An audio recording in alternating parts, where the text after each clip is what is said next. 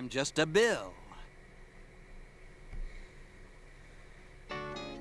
Good morning, everyone. Woo, We're just you sure waiting gotta for climb a everybody lot come of inside, steps to and get while to we're this waiting, Capitol building here in I am Washington. constitutionally Well, I obligated to wonder show who you that this sad little one scrap of paper is. I'm just a bill, yes, I'm only a bill, and I'm sitting here on Capitol Hill. Well, it's a long, long journey to the capital city. It's a long, long wait while I'm sitting in committee, but I know I'll be a law someday. At least I hope and pray that I will, but today I am still just a bill. Gee, Bill, you certainly have a lot of patience and courage. Well, I got this far. When I started, I wasn't even a bill. I was just an idea. Some folks back home decided they wanted a law passed, so they called their local congressman, and he said, "You're right, there ought to be a law." Then he sat down and wrote me out and introduced me to Congress, and I became a bill. And I'll remain a bill until they decide to make me a law. I'm just a bill, yes, I'm only a bill, and I got as far as Capitol Hill. Well, now I'm stuck in committee, and I'll sit here and wait while a few key congressmen discuss and debate whether they should let me be a law. I hope and pray that they will, but today I am still just a bill.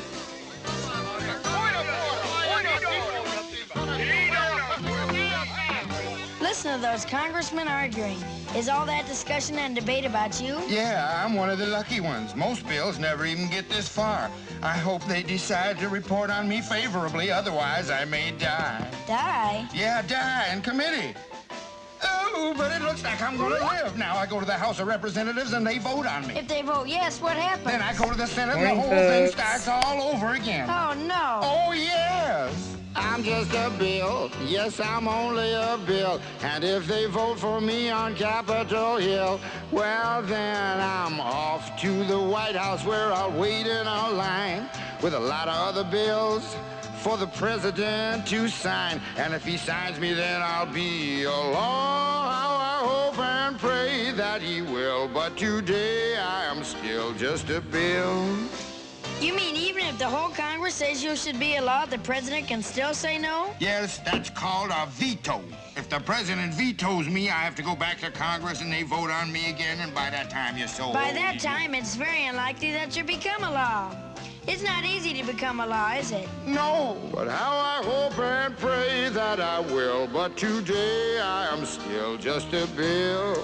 He signed your bill. Now you're a law. Oh, yes.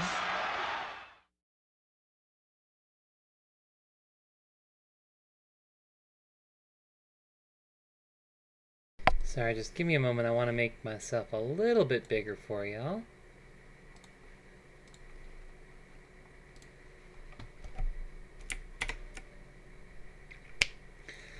So here we are. Welcome back. Welcome back from spring break. I hope everybody had a good week off. I'm sure you all had exciting adventures and lots of strange and far-off places. Who am I kidding? You sat at home on the couch, played video games, watched TV, and maybe went to the grocery store, just like me. In case anyone hasn't gotten the memo yet, we did announce over the break that all summer sessions here at CSN will also be delivered remotely. So if you were planning on taking some classes over the summer, well, your options are internet, internet, internet, and internet. So that's lots of fun. Today we are resuming our conversation, our tour through the weird and wacky world of American government by taking a look at the U.S. Congress. In this chapter, we're going to talk about what it is that Congress does. We'll talk about representation, how well Congress represents the people, and what it even means to represent the people. Which way should I go? This way, do I get... So, there we go. Now I'm a little more centered. We're going to talk about the internal workings of Congress. We're going to talk about just how it is that our friend Bill navigates his way to becoming a law. And it is the Schoolhouse Rock video, it's accurate, but it's incomplete. So we'll get into some of the nitty-gritty. We'll talk about the importance of skilled congressional leadership. We'll talk about what leadership looks like and who is currently in leadership. And we'll talk about the problems that face our Congress and possible reforms, as we always do at the end of these chapters. Now, quick note before we get started. I kind of think of this Unit 3 as the institutions unit, and accordingly, we're going to go through each of the major institutions in the U.S. government. We'll talk about them and their inner workings and things like that. So we're going to do Congress, presidency, bureaucracy, and courts. At the end of this unit, we're also going to talk about the state of Nevada. Congress, presidency, bureaucracy, courts, state of Nevada. And it should be noted that a lot of the institutions at the state level in the United States are very, very similar to the federal level institutions. So most of what I'm going to be talking about when I talk about Nevada is how Nevadan institutions differ from their federal counterparts. So it's important for both to understand, for understanding both the state and the federal government, that you pay attention in these next few chapters. It doesn't just apply to the feds. A lot of what I'm saying also applies to state governments as well. And that especially does include here on Congress, as well as the presidency and the court, or excuse me, presidency and bureaucracy. One major exception to that is that the structure of the courts in the state of Nevada is funky. I'm sorry, there's no better way to put it, but we have a more complicated court system than most other states have, and it doesn't quite as neatly reflect the federal system. So when we do talk about the courts and we talk about like judicial federalism, your books has some charts that don't actually apply to Nevada at all, and we'll talk about how that differs when we get to chapter 16 on the courts. But for now, let's talk about the United States Congress. So the Congress, so first off, terminology note. We have a United States Congress that is the institution as a whole, and under that institution, we have the House of Representatives and the Senate, right? So two houses that make up one single Congress, one single legislature. Now, a lot of people will say things like, Congress and the Senate. Congress and the Senate were deciding today. Obviously, that's wrong. The Senate is part of Congress. What you meant to say,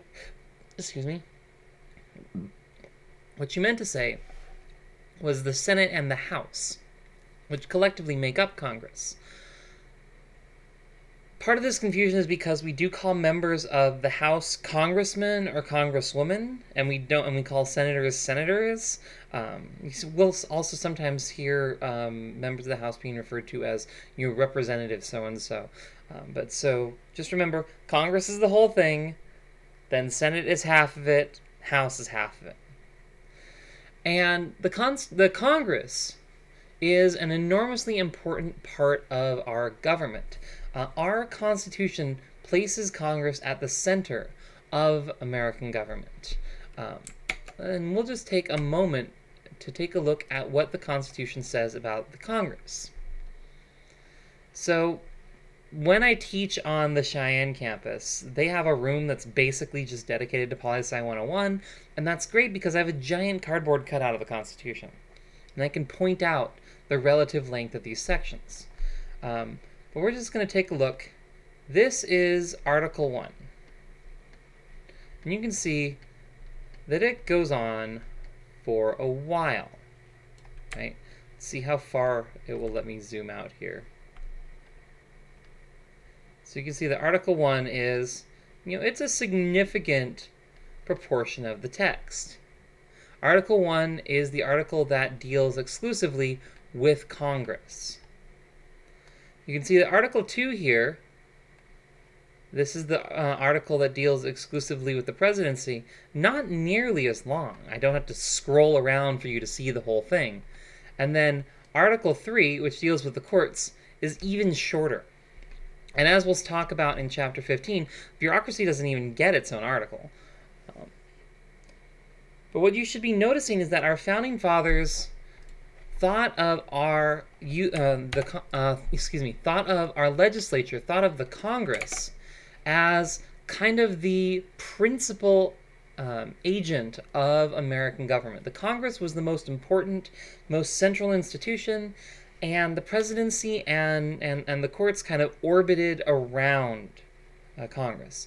And like I said, you can see that through the fact that they spent so much time in the Constitution talking about the Congress and so much less talking about the presidency and the courts, which, by the way, has affected those institutions, and we're going to talk about that in chapters 14 and 16, respectively.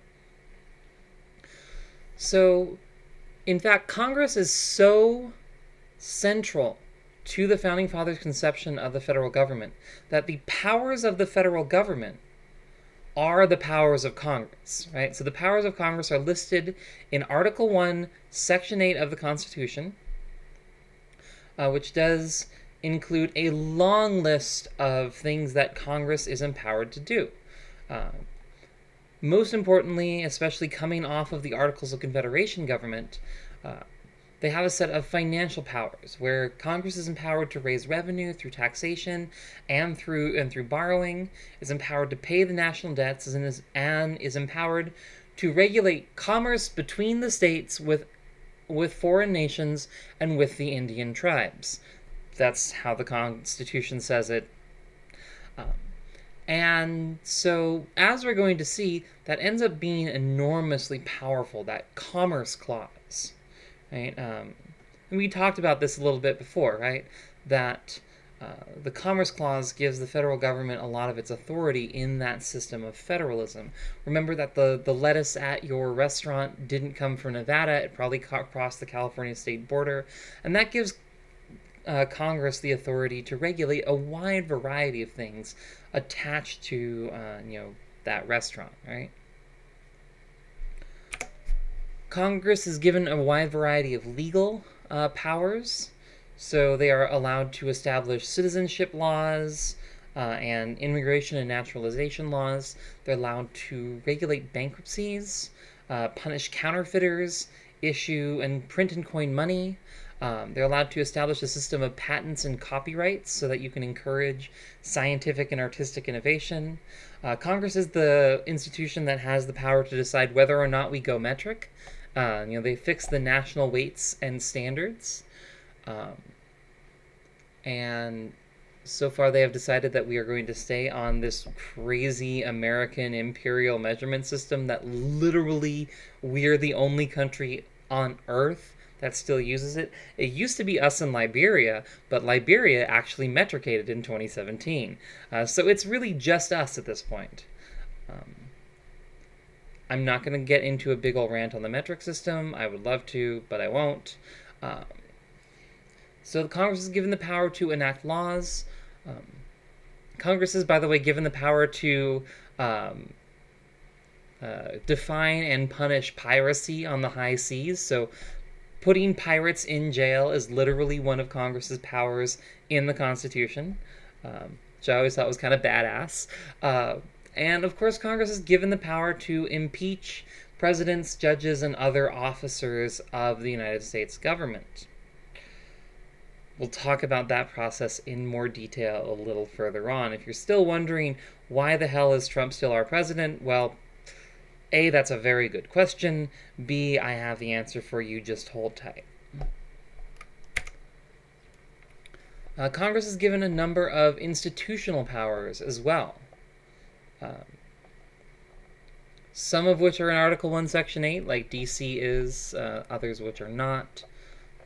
So Congress is given the authority to organize the executive and judicial branches. Congress is allowed to create executive branch agencies, to structure them, and to disband them.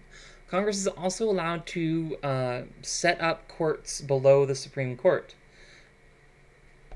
Congress has the authority to establish a postal system, which we hope they will exercise, because apparently our postal system is going to shut down in June if they don't get a bailout. So, fun stuff there.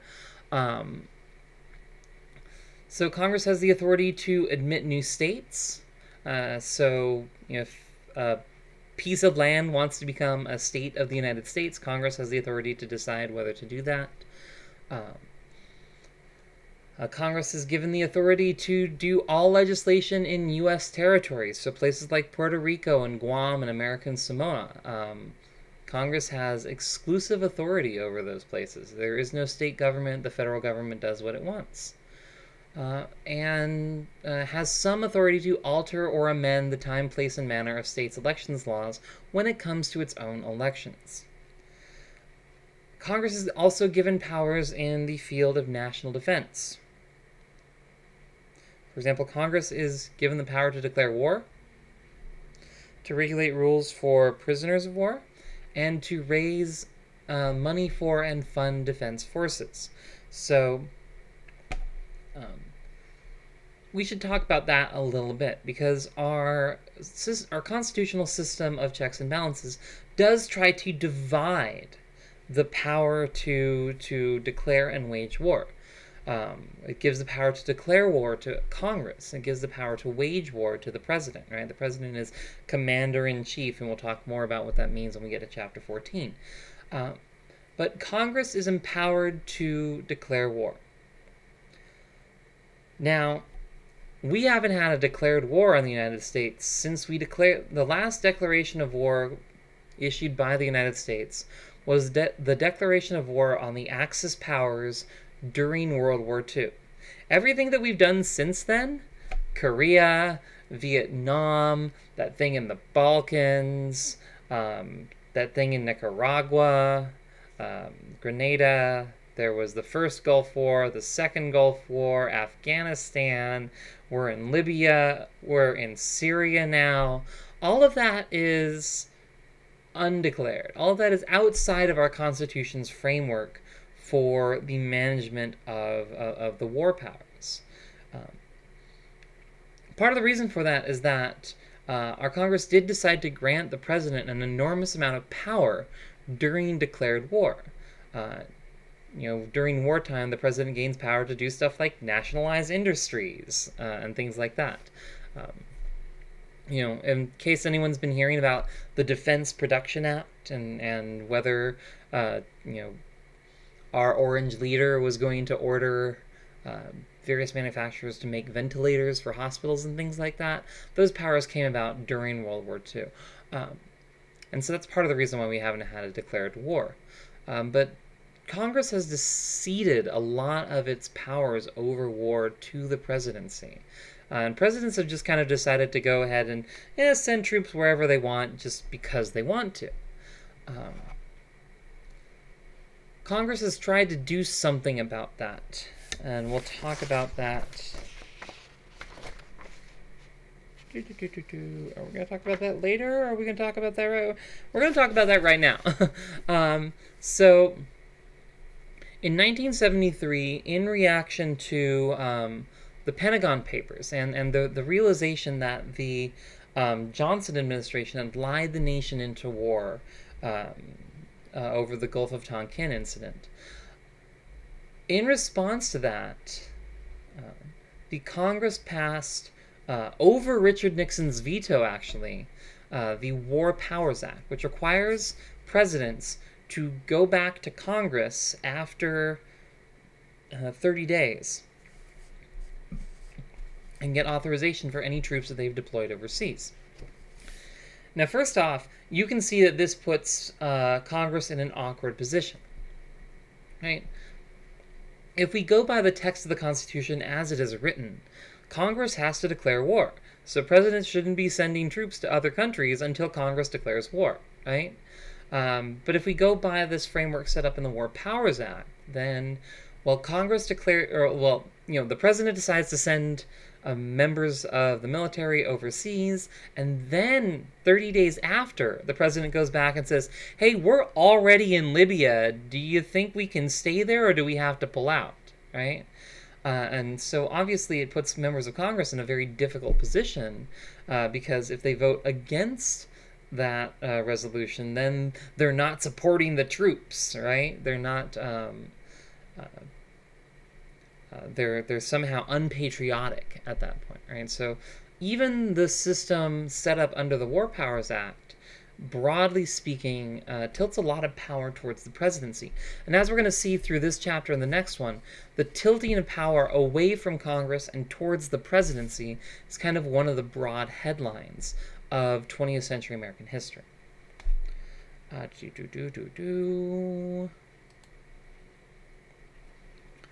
See, Congress was the preeminent institution for most of American history. The early presidents really didn't do much at all.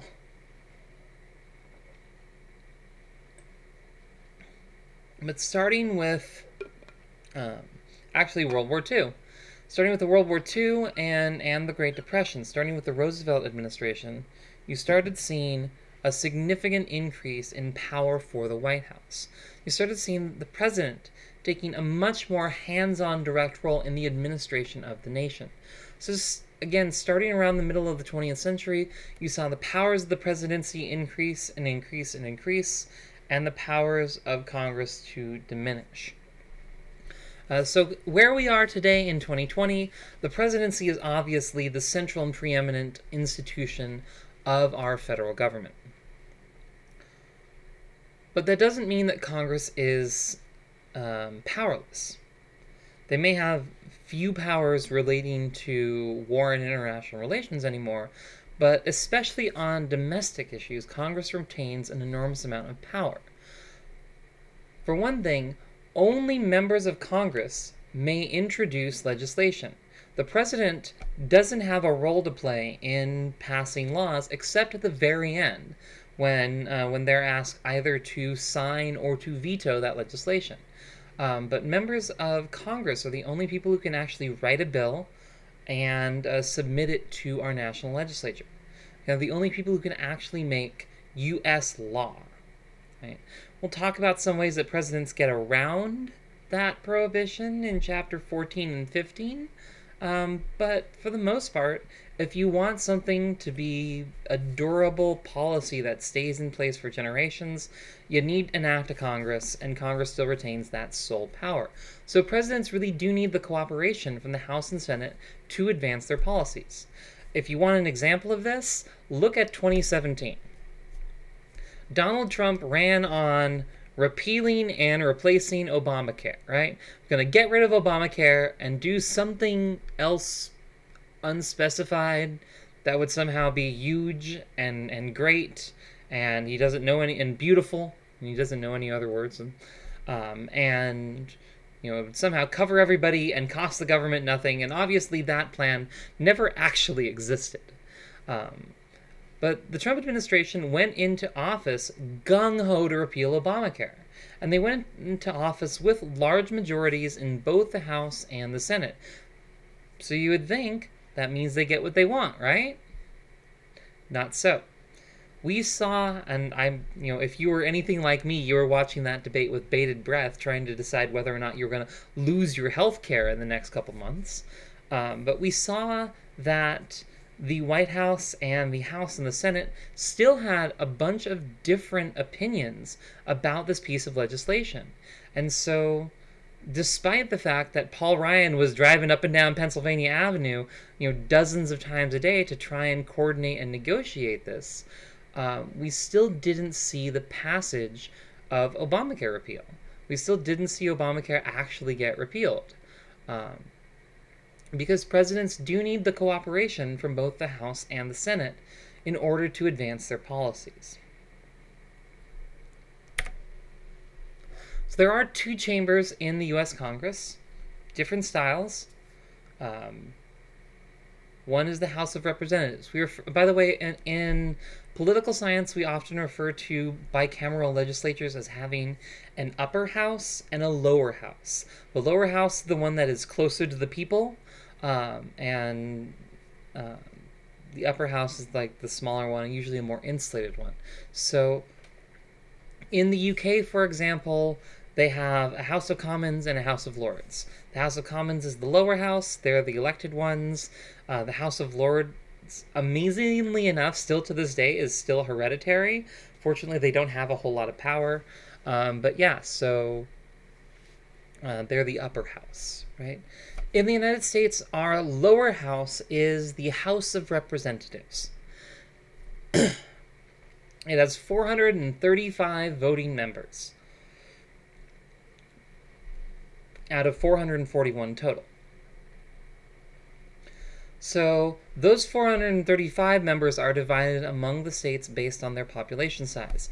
Every state, as we talked about before, gets at least one member of the House of Representatives. So even though the average House district is, at the 2010 census, around 750,000 people, Wyoming, which only has 400,000 people, still gets one member of the House of Representatives because there's no way to assign them half of a member. So every state gets at least one. The House is assigned to 2-year terms, which means that every single one of these folks is up for re-election every other year, right? So you get to office in 2018, your term is up in 2020, right? Well, actually, you start in January 2019, and then the election is in November 2020, so you've really only got like a year and a half. About those other 6 folks. So we have 435 voting members of the U.S. House of Representatives. See, I almost did it. And we have 6 non-voting delegates. Those folks are representatives from the inhabited American territories and Washington, D.C., which is its own weird, unique thing because it's not a state or a territory. It's a federal district, which is, it's complicated. Read Article 1, Section 8 if you want the details. Anyway, so we have a non-voting delegate from Washington, D.C., from Puerto Rico, from the U.S. Virgin Islands, from Guam, from American Samoa, and from the Northern Mariana Islands. Those are the 5 inhabited U.S. territories plus D.C. Those folks are members of the House, and they're allowed to be on committees, and they have their own offices and things like that, but they're not allowed to vote if their vote would matter, right? So if the margin of the votes is less than 6, then those votes don't count. They can vote, but only if their votes wouldn't matter, which is always kind of sad. So the House is a strongly majoritarian institution. We have a Speaker of the House, which is the head of the majority's leadership in the House, who exercises strict control over which issues reach the House floor and what gets voted on, what doesn't. The House is a majoritarian institution, so if you have a majority of the House, that's 218 representatives, then you can pass a law. There is no ifs, ands, or buts about it. If you have a majority, you vote, majority rules. Which is not always the case in the United States Senate. So the United States Senate is the upper house of our legislature. It has 100 members, 2 represent each state. So we have 50 states times 2 members per state gets you 100 members. Now, I want to point out that the United States Senate is one of the most malapportioned legislatures in the democratic world. There is no way that anybody writing a constitution, in a vacuum without any sort of historical connection, there's no way that anybody would set up this system the way that it works today. It doesn't make any sense that Wyoming, with its 400,000 residents or so, has as many representatives in the Senate as California with its 38 million.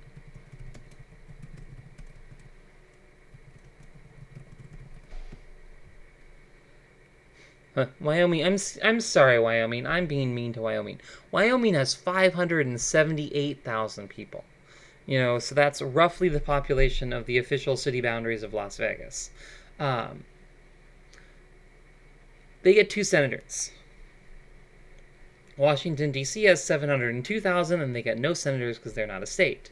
California has 38 million, and they have 2 senators they have to share. All right? So where is that, like...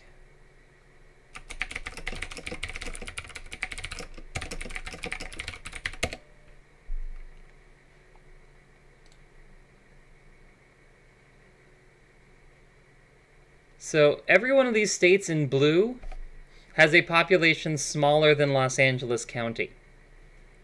Right? That does include our own dear Silver State. So the point is that the Senate is badly, badly malapportioned. There is nothing even approaching one person, one vote in the United States Senate. California, again, has 2, and then every single one of these squarish states here has 2. Indeed, as we're going to talk about in the Nevada chapter, at the state level, this was ruled unconstitutional. But at the federal level, it is unamendable. So I just want to drive home, like, the Senate is terrible. The reason the Senate works this way is that we are moving from a system of government, the Articles of Confederation, which took for granted a large degree of independence from each state, really was a system of independent countries coming together to form an alliance. And if every country is independent, well, then they can demand equality as the price of their inclusion in a new union. So every state was able to demand that they all get an equal voice in the United States Senate. Again, it makes no sense for that to be a thing now.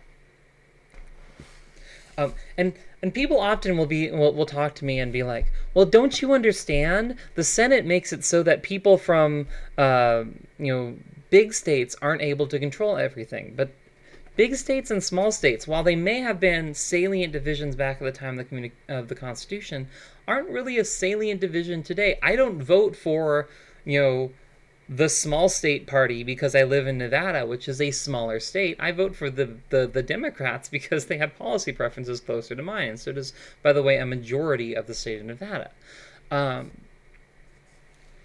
So there's no reason to think that the policy preferences of somebody in Los Angeles are less valuable than the policy preferences of somebody in Wyoming, but that is how the U.S. Senate treats them. It gives people in rural states a disproportionately large voice that they wouldn't necessarily have. Indeed, the U.S. Senate majority, remember, 53 Republican senators, currently represents only about 42% of the U.S. population. And that number is only going to get worse as more and more Democrats cluster in big populous coastal states and more Republicans cluster in rural areas. So the Senate is horribly malapportioned. We'll move on from that. I'm sorry for the rant. 2 members from each state. They are elected for 6-year terms. The way this works is that we stagger them. There's Class A, Class B, and Class C senators. And I don't honestly know which one is up for re-election, so I'm going to Google it.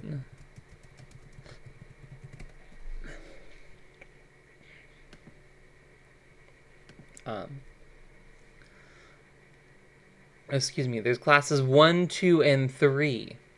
My bad. And let's see. Class 1 are the folks that are going to be up for re-election in 2024. We have a Class 1 senator here. Nevada also has a Class 3 senator, which would be up for re-election in 2022. We do not have a senator in Class 2. Class 2 is up for re-election in 2020. So each of those classes contains 33 senators, right? Every time we have an election, we re-elect the entire House of Representatives and 1/3 of the Senate, right? So senators possess a certain degree of... So first off, senators are more insulated from their electorate, right? Instead of having to stand for re-election every 2 years, you only have to stand for re-election every 6. It is a little more manageable, right? But second, the Senate rules give each senator a certain degree of autonomy. the Senate is not a majoritarian place like the House is. Members of the Senate are able to exercise a lot of power just on their own lonesome. So we can talk about the legislative hold. Do I talk about the filibuster later? I think I might talk about the filibuster later. Hold on a second.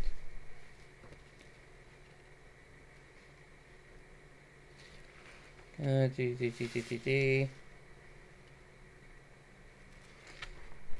we'll get to that. So I'm going to talk about the filibuster now.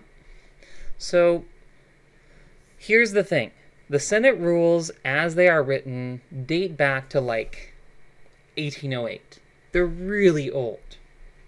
And they've been tweaked and prodded and things like that, but they haven't really done a full-out rewrite since the 1800s.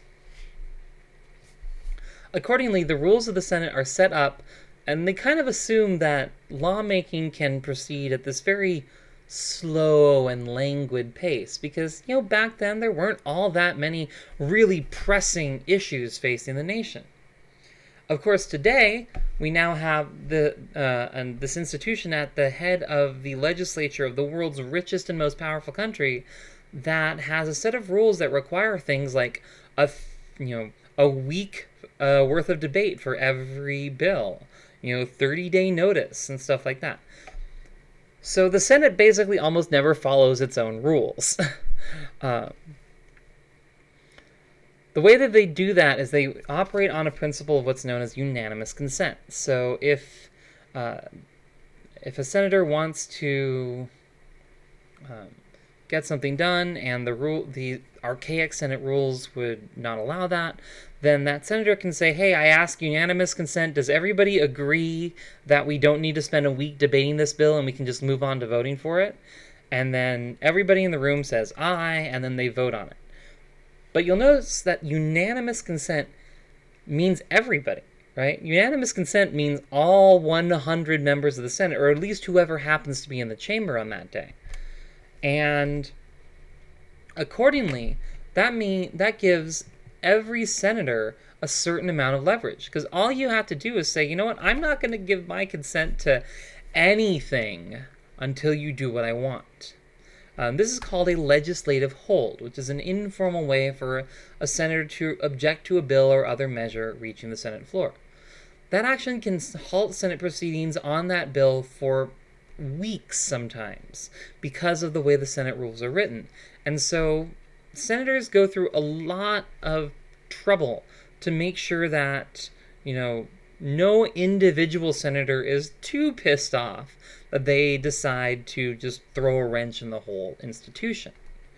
I also want to talk about the filibuster, because you've probably heard of the filibuster.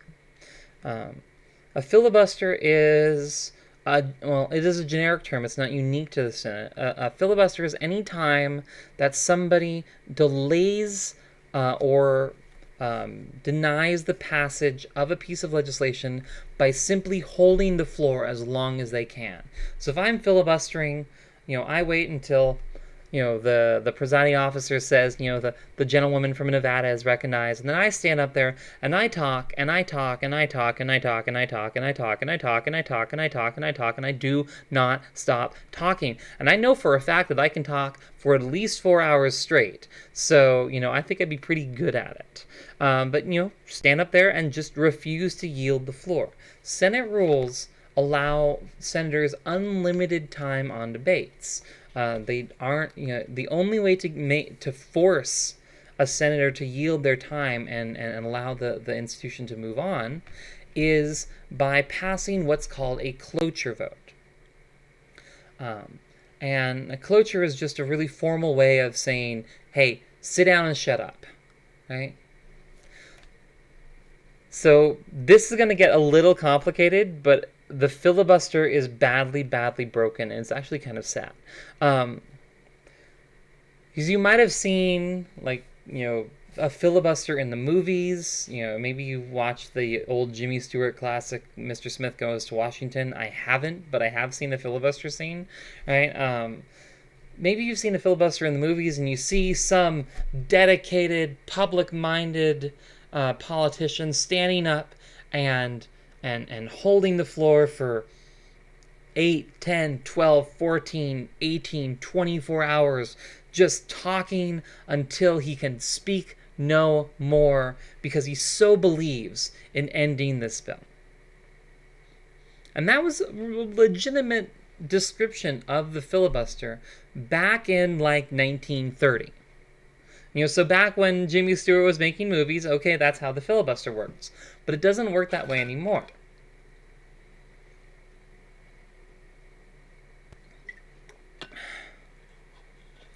So the other requirement that you have to know about to understand what happened is a requirement called the quorum requirement. And pretty much every Democratic body has one of these.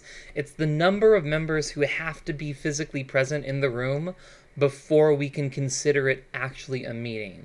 So, for example, I sat on a 9-member transportation board back in the city of Riverside, and we had to have at least 5 of our members present, otherwise we couldn't hold a meeting. The Dr. Seuss filibustering of Senator Cruz. Yes, so you may have seen that.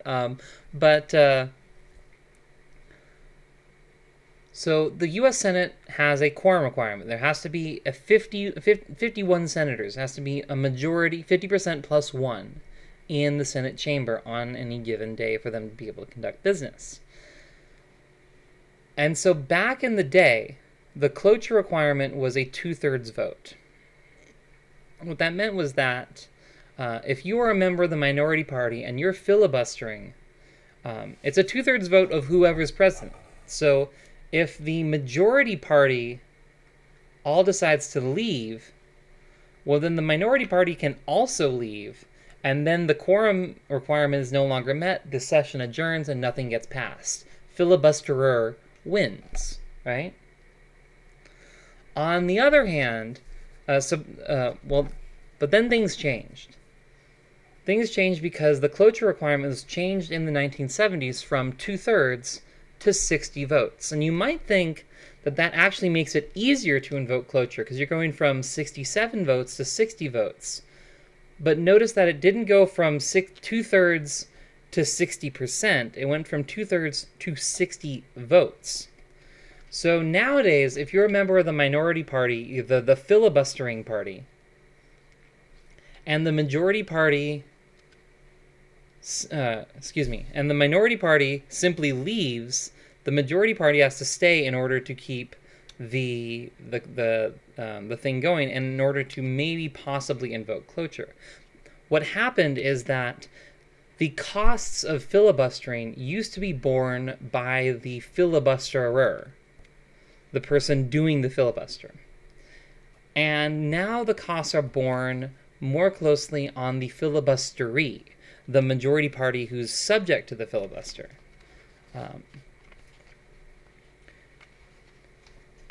Because see, back in the day, that's what it was. I'm sorry, I got a little confused. The 2/3 requirement meant that if you're part of the minority party and the majority party leaves, well, the minority party can just vote against cloture and just end the whole thing. Or, again, the session would adjourn. Nowadays, if you're part of the majority party and you leave, you lose. Before, if you were part of the minority party and you left, you lost. And so the cost of filibustering has moved on to the majority more than the minority. So what that means is that the number of filibusters in our system has skyrocketed. And we'll take a look at that. Somewhere starting around the 2009 special election where Scott Brown won Ted Kennedy's old seat before he lost it to Liz Warren a few years later. But somewhere around the Obama administration, you started to see the absolute skyrocketing of filibustering, right? You can see right here around the 108th Congress, which is 115th in 2018, so 108th would be 2011, right? So that would be the Congress that where Obama lost the Senate, right? Where the Democrats lost the Senate. So filibusters really used to be very rare events. All the way up through the middle of the 20th century, you were seeing, less than a dozen cloture filings a year. Nowadays, you see hundreds. That's because filibustering has become easy. You don't have to, you no longer have to actually stand up there and filibuster. Really, the minority party simply tells the majority leader, hey, we're filibustering this. And the majority leader goes, okay, fine, I'll schedule our cloture vote. Now it takes 60 votes to pass. The result of this is that it now essentially requires 60 votes in the Senate to pass any sort of meaningful legislation. There are some exceptions. Budget reconciliation is a thing. They get like one bill that's budget related per year that can be passed at majority. But for the most part, if you want to pass a law out of the United States Congress, you need 60 votes in the U.S. Senate to do it. And in a U.S. Senate where you're guaranteed to have at least 40 members of the minority party in there. Well, especially if your minority parties are Republicans. It's really not a guarantee for Democrats. I was just talking about, all right, Democrats are clustering in big states. But in a country where you're guaranteed to have at least 40 members of the minority party, that means you have to get at least a couple minority votes in order to pass any law. And if you remember from our conversation on party polarization in Chapter 11, that is becoming increasingly difficult. It's very, very hard to get members of both parties to agree on, well, anything. Okay? So, the House and the Senate both have unique roles to play in our process. So, for example, all budget measures must originate in the House. The founders, the framers of our Constitution, thought that if your government was going to be spending your money, they should at least ask the representatives that you get to vote for about it. Because remember, in the beginning, the House of Representatives was the only part of the federal government that you actually got to vote for. The Senate has a lot of power to review actions of the executive branch, including ratifying treaties and reviewing presidential appointments. I'll talk about impeachment here in a second. But treaty ratification, by the way, under our Constitution requires a 2/3 vote in the Senate. And that has caused all sorts of problems for America's foreign policy. Excuse me. Take the example of the Comprehensive Nuclear Test Ban Treaty. The Comprehensive Test Ban Treaty was circulating around the world in the mid-90s. By this time, you had most of the original nuclear powers, but you had a couple of countries that had just recently gotten the bomb, India and Pakistan. And U.S. diplomats under the Clinton administration worked really, really hard to convince India and Pakistan to sign on to this treaty. And I honestly don't remember if Pakistan did, but I know India did. To sign on to this treaty banning the testing of nuclear weapons in Earth's atmosphere. By and large, probably a good thing. Though it obviously did cause some job losses here in Las Vegas with the test site.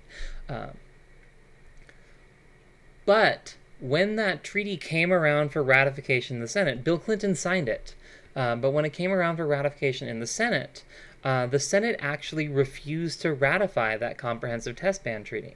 So India signs this treaty that the U.S. has been bugging them to sign, even though, nuclear testing is actually really useful when you've just invented your nuclear devices, when you don't really have the technical skills that perhaps the United States or Russia do. So India signs this treaty even though they really don't want to and really could use to do some testing. And then America turns around and says, oh, actually the Senate decided no, so we're not actually going to be a proper signatory to that treaty. So y'all don't get to do any nuclear testing, but, technically we still can. So screw you guys. And so the Senate's level of authority over international relations can often be a sticking point. Another more recent example was the Iran nuclear deal, right? Where the Obama administration negotiated this deal to keep Iran from getting the bomb, and Iran was complying with it, and then Trump blew it up for no reason, and now Iran's not complying with it, right? Well, there was some speculation that the Senate was going to fail to ratify that treaty as well. It was a real nail-biter. And if they had failed to ratify that treaty, it would have seriously undermined our diplomatic overtures to Iran. So, Senate ratification can be a significant barrier to the success of our negotiators overseas. The Senate also reviews presidential appointments, usually high-level ones. Not all presidential appointments have to be reviewed, but all judgeships have to be reviewed. Any cabinet-level positions have to be reviewed. So the Senate has decided and changed its rules such that reviewing presidential appointments now only needs a 50 votes and only needs a bare majority. And indeed, our Education Secretary, Betsy DeVos, who has disturbing ties to the for-profit educational industry, she was confirmed on a 50-vote margin where Mike Pence had to come in and break the tie. Yeah, in case you didn't remember, the vice president is technically president of the Senate and has the authority to break tie votes. That's the first time it's ever happened on the question of presidential appointments. So let's get to what I know you want to hear about, which is impeachment. Impeachment is a two-stage process, and being impeached is the equivalent of being charged in the criminal context. The House decides whether or not to impeach public officials, right? So the House are the ones who actually sit there and decide, was a crime committed? Are we going to file charges against the president? And that is what that's what articles of impeachment essentially are. They are charges filed against the president, and then the Senate has a constitutional duty to then take those charges and hold a trial, determining whether they are true or not and whether or not they warrant removal from office. So this process has never been successfully used to remove anybody from office. There have been 3 presidents now who have been impeached by the House.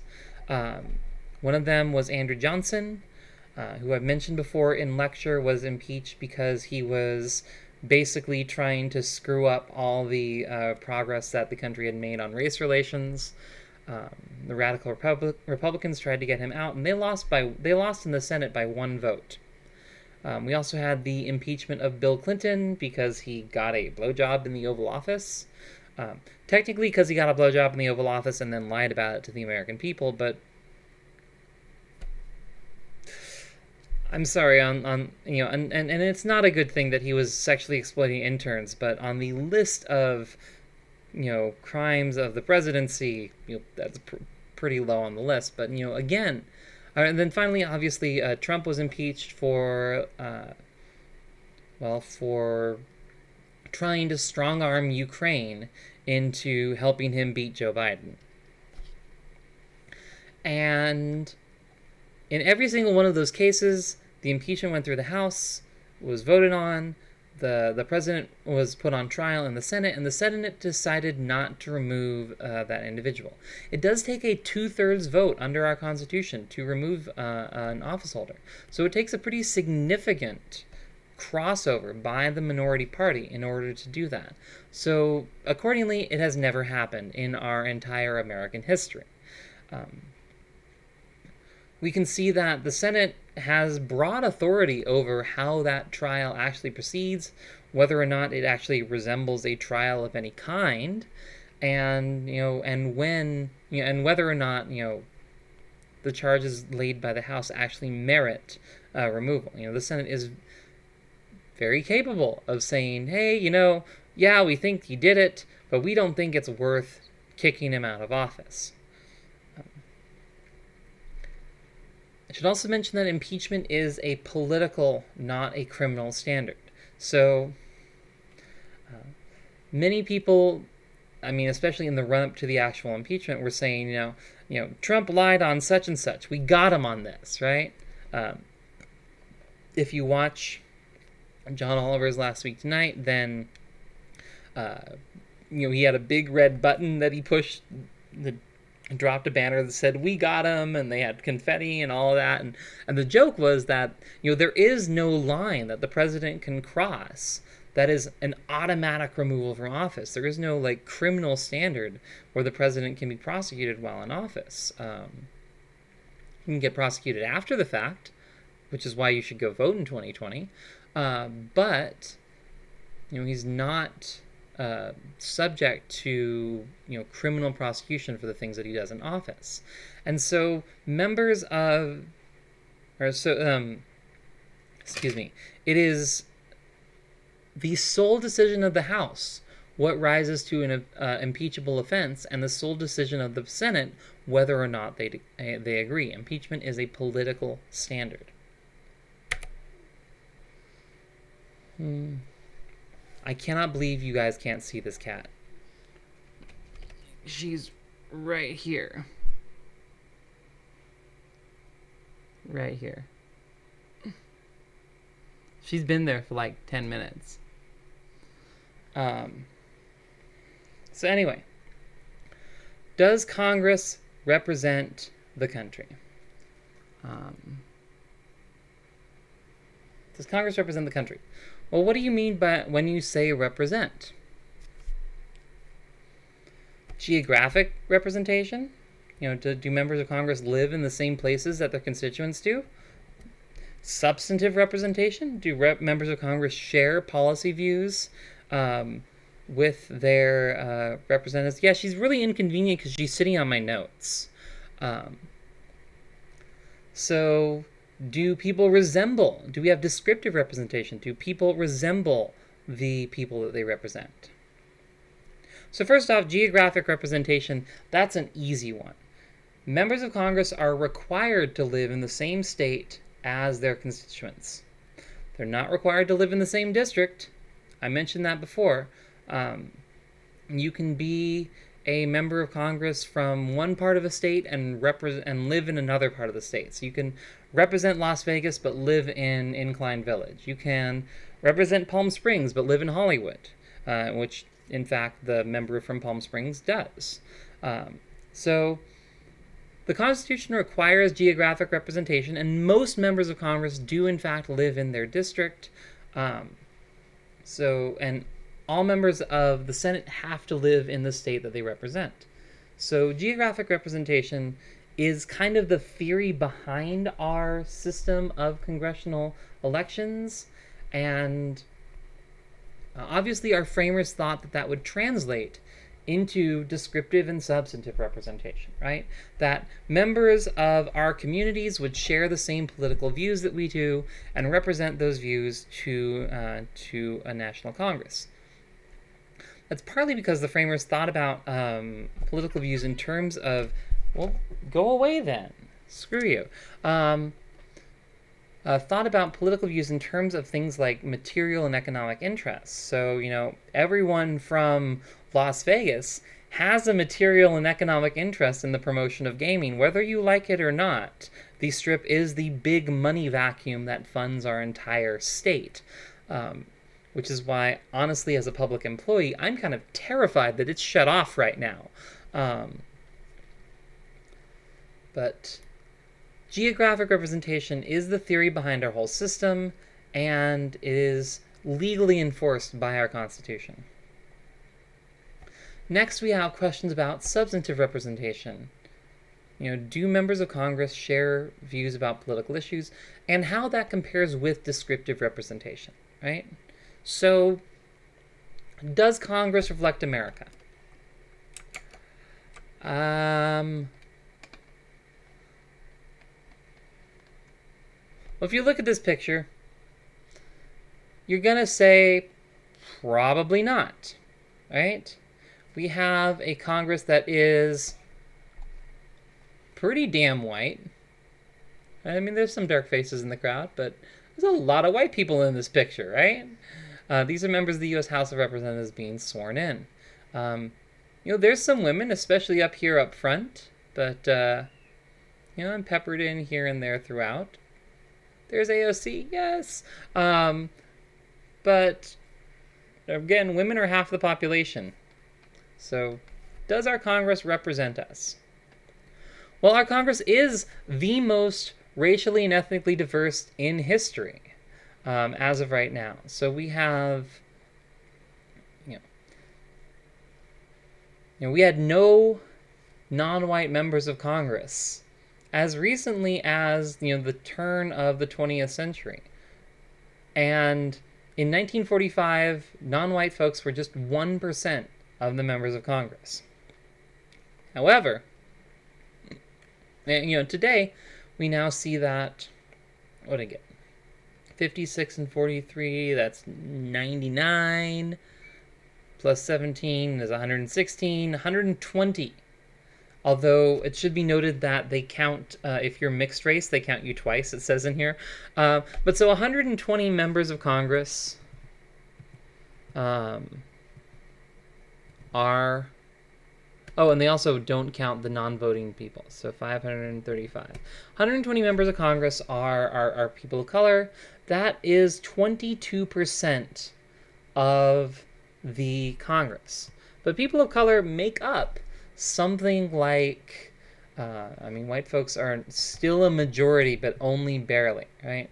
So people of color make up something like half the country and only about 22% of Congress, right? So are things getting better? Absolutely. Are they where they should be? Probably not, right? Same story here. So Jeannette Rankin became the first woman to serve in Congress in 1917. You can see she was 0.2% of the House of Representatives. Good on her.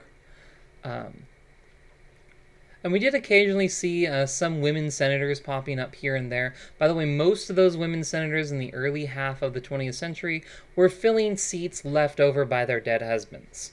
It wasn't uncommon to appoint a widow to serve out the term of her dead husband. But starting around the early 1990s, we started seeing things dramatically shift, where by now, about a quarter of our Congress, about 24%, are women. That is abysmally low, right? When 50% of the country is women and only 25% of the Congress is women, obviously that's not representative at all. And getting into more complicated aspects of gender and sexuality, there are a total of 10 openly LGBT members of Congress. We have, by the way, one bisexual woman, and the remainder are, some form of gay or lesbian. The bisexual is Kirsten Sinema of Arizona, who is a weird politician, because when she was in the House, she was this firebrand progressive, and now she's the most conservative Democrat you can find since she's moved to the Senate. It's kind of weird.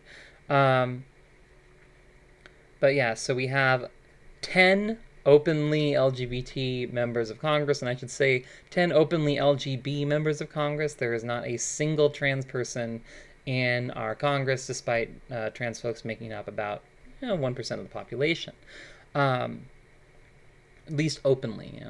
Wouldn't surprise me if there's been somebody, but there is actually, by the way, there are a few transgender folks who are representatives at the state level. There's Donica Rome in Virginia was the first to be elected, and there's been a few more in the 2018 elections. Hopefully that will start to change in the federal level as well. So members of Congress tend to be disproportionately native-born. So we have seen periods of time in the past where there were a lot more immigrants in Congress, but today we only have 3% of Congress that is foreign-born. However, another 10% have parents who were born in another country. So we do have some folks who have immigrant experience. Right? So Congress today much more closely resembles the country in many respects than it did, even 50 years ago. 50 years ago is 1970, which, yeah, that boggles my mind. But however, we obviously still have a long way to go. And that's going to be the broad story of basically every institution of our federal government. It is much more representative than it used to be, but we still have quite a long ways to go. But descriptive representation isn't everything, right? I, for example, am a white woman living in a largely rural state. So is Sarah Palin. Sarah Palin does not represent my political views. At all. At all, right? So just because somebody descriptively represents you, just because they share your race, your gender, your sexual orientation, does not necessarily mean that that they share your views on policy. So let's talk about substantive representation and the different ways in which substantive representation can be seen, can be thought of. So let's talk about these ideas of trustees versus delegates. And I've told at least one of these stories before. I'm sorry, but you're gonna have to hear the story of that Bakersfield representative again.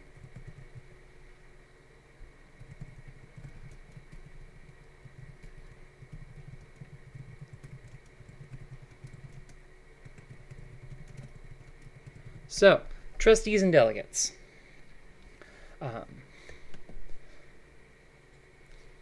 Trustee relationships happen whenever we expect the person acting on our behalf to exercise their independent judgment. And trustees relationships don't just happen in Congress. So a trustee relationship in Congress would be the idea that Congress people owe their constituents their best judgment. We're hiring them to do a job which is complex and technical. They're going to give us the best job that they know how to do, and if we don't like it, we can vote them out, right?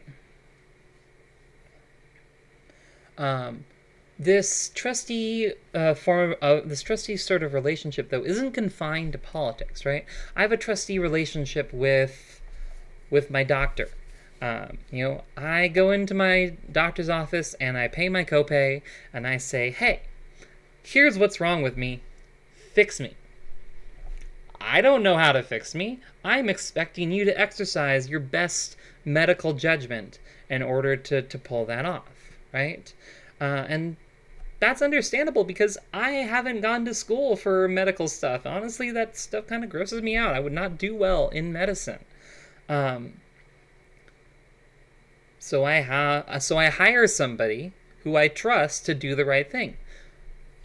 Similar relationships happen with financial advisors. I'm never going to be rich enough to need a financial advisor, but if I did need somebody to tell me, hey, where do I put my money? Well, it's hard.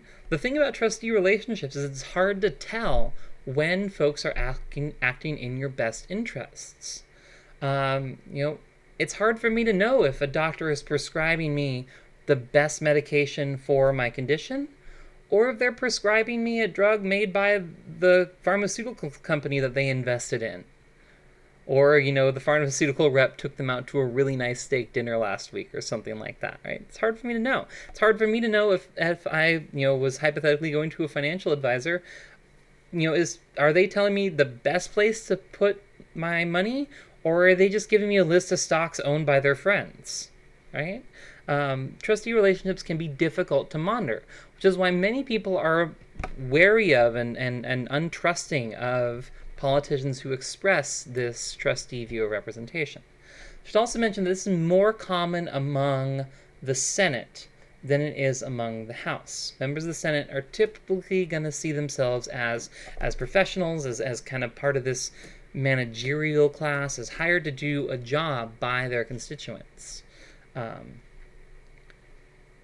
While on the other hand, members of the House are more likely to see themselves as delegates, as mere vessels for the opinions of their constituents, right? And all of you probably have some experience with a delegate relationship of some kind because you've been to work, right? I'll use myself as an example here, right? There is some professional flexibility, but if you were, working at, I don't know, if you're delivering pizzas or something, you show up to work and your boss says, okay, I want you to do this, this, this, this, and this, right? That is, your boss is delegating those tasks to you. You take those instructions directly and you do what you're told or else, right? This delegate view of representation is a lot more common among members of the House. That this idea that, members of Congress shouldn't exercise their own judgment. They should just do whatever it is that their constituents want them to do. You're not there to put your own spin on things. You're there to represent our views and our interests. I know I've told it before, but again, I'm going to relate the tale of former state representative Roy Ashburn of Bakersfield, California. Representative Ashburn was elected as fire and brimstone, family values conservative. He wanted to stand up against same-sex marriage, which was a major issue in California state politics at the time. He was voting against domestic partnership rights, against for basically any sort of recognition for same-sex couples. And then one day, the Sacramento police responded to the report of a car crash in Midtown Sacramento, in what is locally known as the Lavender District. It's where all the gay bars are, right?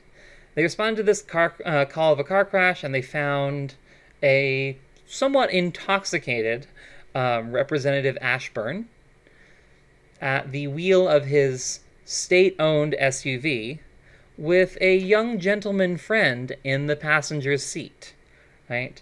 And so when news came out about this, Representative Ashburn said, okay, you know what? You got me.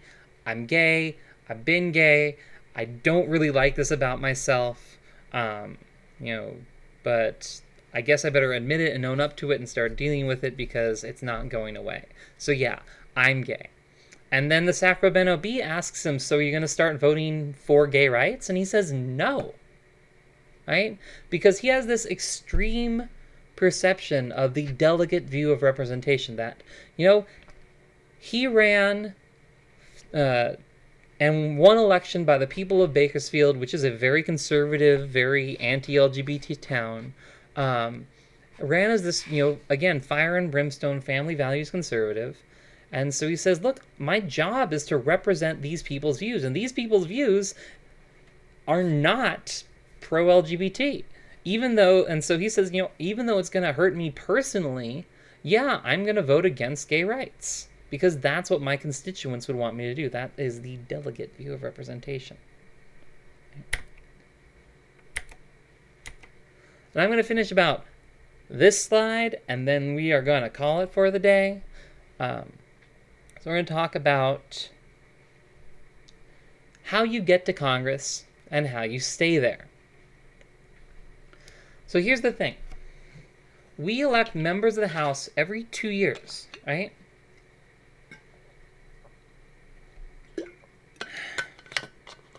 Every 2 years, we send 435 brand new members, well, usually not brand new, but 435 members of Congress are either elected or re-elected, and a third of the Senate is. But I just want you to think about that House timetable, right? So if you, let's say you're running for Congress, right? You took this class and you got excited about government and you decided, hey, you're going to run for Congress. And let's assume that you really paid attention during these few chapters and you got yourself a good campaign manager and you actually managed to win. So you win in the November elections. That's November, is it the 3rd of this year? Yeah, November 3rd. You win on November 3rd of this year. You're not inaugurated until the first week of January next year. And then, so 2021, you're fine. 2022, you're up for re-election again, right? So, like 18 months after you get to Congress, you have to campaign for Congress again. And so that means that you have to spend a lot of time campaigning. That campaigning is not a thing that happens once and then you get to Congress and then you do your job. Campaigning is a thing that happens round the clock, especially for members of the House. And so you can actually read newspaper articles and things like that of freshman members of Congress getting interviewed by like their hometown newspaper saying, hey, what do you think about being in DC? What do you think about being in Congress finally? And what they often say is like, I didn't realize that I would spend so much of my time begging rich people for money. Right? I spend so much of my time sitting in the cubicle on the phone calling donors and asking them to donate more money to my re-election campaign than I spend actually doing the work of Congress. And most members of Congress, yes, spend about as much time campaigning as they spend doing everything else. Freshman members, they usually spend more time campaigning than they do everything else. So that permanent campaign, and especially that permanent need for fundraising, can be very demoralizing to a lot of, upstart members of Congress.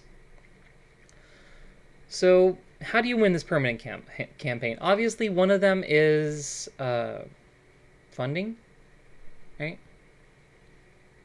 But let's talk about a little bit about David Mayhew for a second. David Mayhew wrote a book about Congress and predicting the behavior of members of Congress. And he said that, I don't have the evidence. I'm not able to say with any sort of scientific certainty that all members of Congress care about is getting reelected.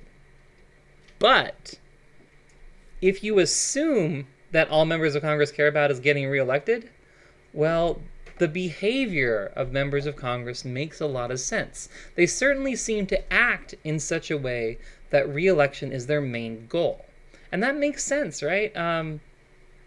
It is a cruel fact of the system of representative democracy that you don't have any power unless you get elected, right? So unless you manage to actually get to the House, unless you manage to get back to the House repeatedly, well, then you're not going to be able to maintain any power in the system.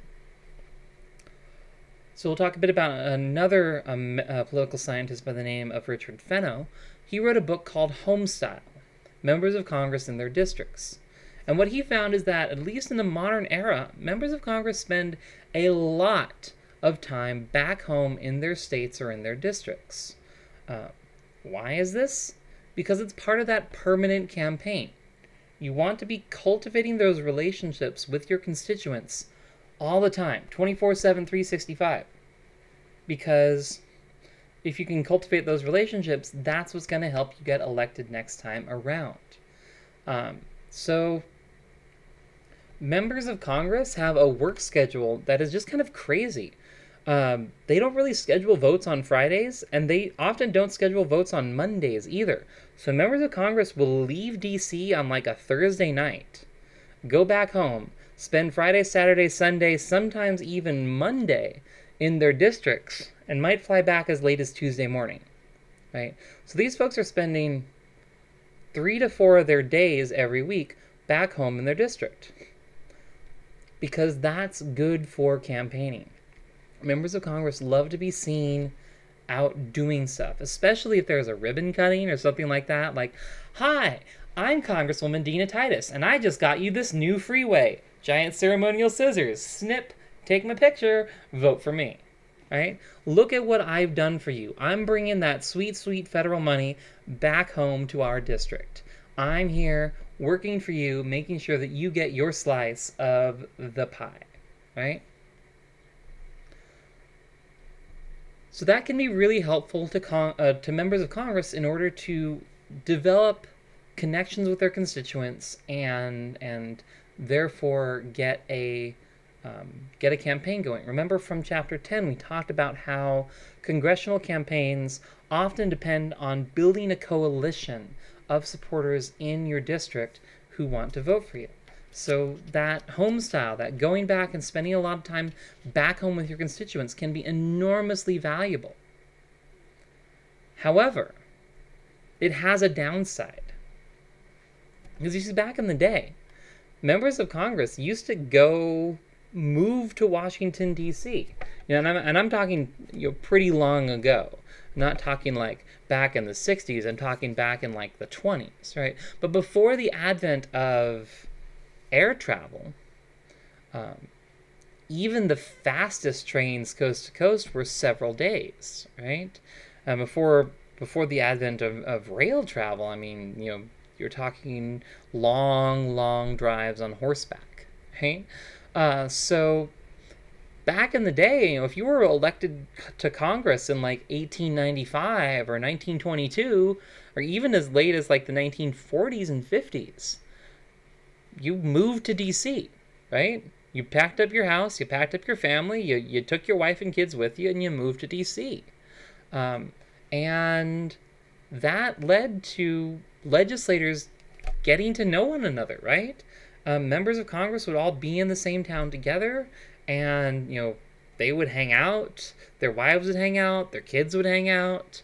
They would socialize. And so you develop these relationships that often were able to transcend party barriers and allow for the creation of more compromising bipartisan legislation. Today, though, legislators in D.C., members of Congress don't spend that much time in D.C., especially on the conservative side. You'll see many conservative members of Congress who brag about not having a home in DC, right? Not renting an apartment. I was like, hey, when I'm in DC, I sleep on a cot in my office, and that's it. I don't live in DC because I want to get back to Las Vegas so that I can work for you, my constituents, right? So that can be pretty good for those members getting reelected, but it's not so good for those relationships, right? Those social connections between members of Congress, which means that members of Congress don't really see each other as like friends and neighbors anymore, but as members of the opposing nation in a war. Legislators aren't in Washington long enough to get to know each other, and that contributes to polarization. So while it's nice to have our members of Congress back in the district frequently, it's not actually all that good for the business of our legislature. I'm going to go ahead and call today's lecture here. I'm going to come back with a conversation about how Congress works, congressional leadership, and what Capitol Hill really looks like, including actually literally what Capitol Hill really looks like from the air. We're going to talk about the various office buildings and things like that. It's not as boring as I make it sound, I promise. We're also going to talk about congressional policymaking and how it is a bill becomes law when we come back on Thursday at 8 a.m. Until then, I hope you all had a great spring break. Does anyone have any questions about anything before I pop off? I'll hold for a minute. Again, just type question mark in the chat if you've got a question, and I'll wait for you to formulate your ideas.